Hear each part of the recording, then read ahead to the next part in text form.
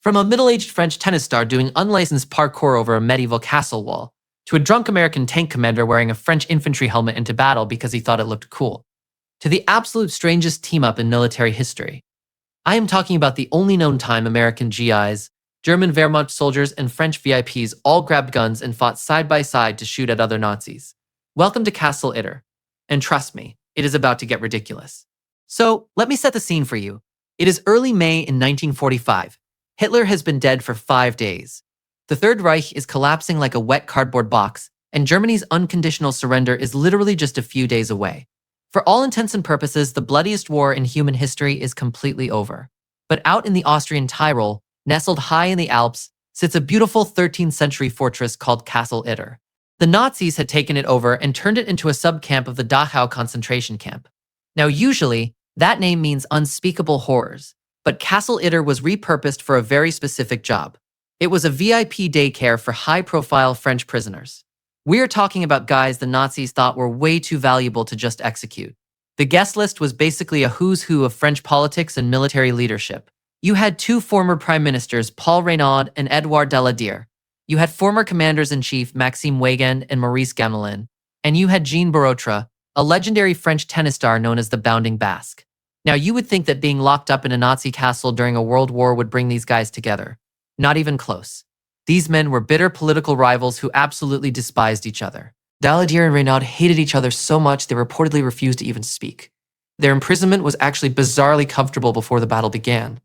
They were given rations of wine, they had their own cooks, they staged theatrical productions, and they actually ate at completely separate tables like high schoolers having a cafeteria feud. They even had their own stock exchange for food and cigarettes. But their luxury resort was about to get a very rude awakening. Because as the Nazi regime fell apart, the guards at the castle realized the war was lost, and they simply packed up and ran away.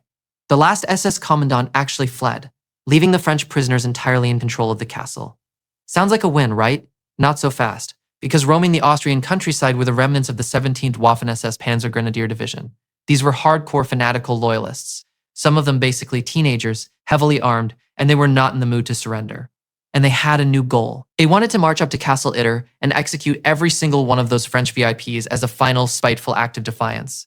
The prisoners knew they were sitting ducks, so they sent a Yugoslav handyman named Zvonimir Chukovic on a bicycle to go find the Americans. He pedaled over 40 miles through a chaotic war zone.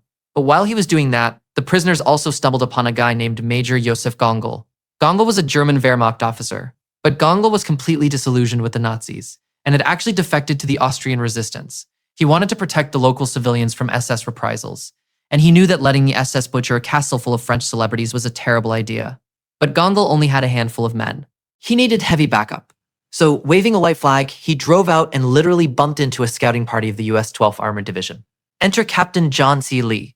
Lee was an eccentric, heavy-drinking American tank commander who was rolling through Austria in a Sherman tank that was beautifully named the Sotten Jenny. Translation, Drunk Jenny or Stupid Jenny. Lee was the kind of guy who wore a French Adrian helmet into battle just because he felt like it offered better protection. Gangel explains the situation. Lee essentially says, "Count me in."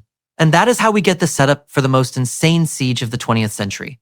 You have Captain Lee, his small crew of American infantrymen, Major Gangel, and a handful of German Wehrmacht soldiers, all riding up to a castle to defend it together.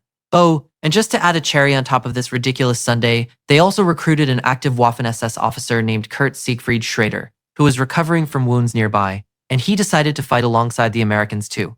It is the only known case of an active Waffen-SS member fighting on the Allied side. So you have Americans, regular German army soldiers, an SS defector, and a bunch of cranky French politicians with rifles, all fortifying a medieval castle. And then, the 17th SS Division arrives. Over 100 fanatical Nazi troops surround the castle and open fire. The battle kicks off on the morning of May 5th. The defenders park the Sotten Jenny, the Sherman tank, right at the main entrance to block the gate. The tank is doing great work laying down cover fire until the SS rolls up an 88mm anti-aircraft gun and absolutely obliterates the tank. Luckily, the radial men inside survived, but the defenders just lost their only heavy armor. Inside the castle walls, things are getting frantic. The French politicians, who normally wouldn't even look at each other at dinner, are suddenly standing shoulder to shoulder firing weapons at the SS. It is a brutal 6-hour siege.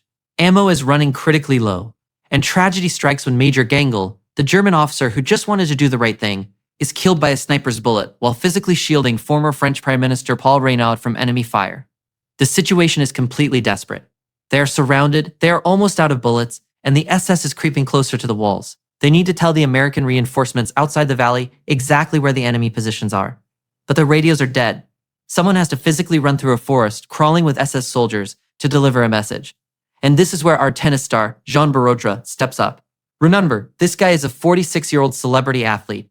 He had actually been a known supporter of the Vichy government, making his fight against the SS deeply ironic. He puts on a borrowed American uniform, completely volunteers for what is basically a suicide mission, and vaults over the medieval castle wall like it is a tennis net. Picture it, a middle-aged sports icon sprinting through the Austrian woods, dodging patrols of fanatical troops with machine guns, relying entirely on his stamina to not get shot in the back. And he actually makes it.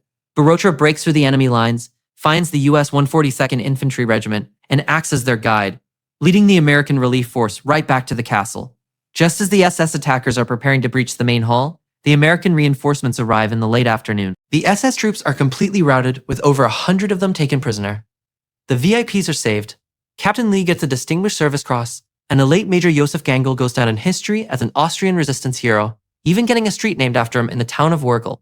It remains the only documented time in the entire Second World War where Americans and Germans fought side by side. It is the ultimate proof that history is always weirder than fiction.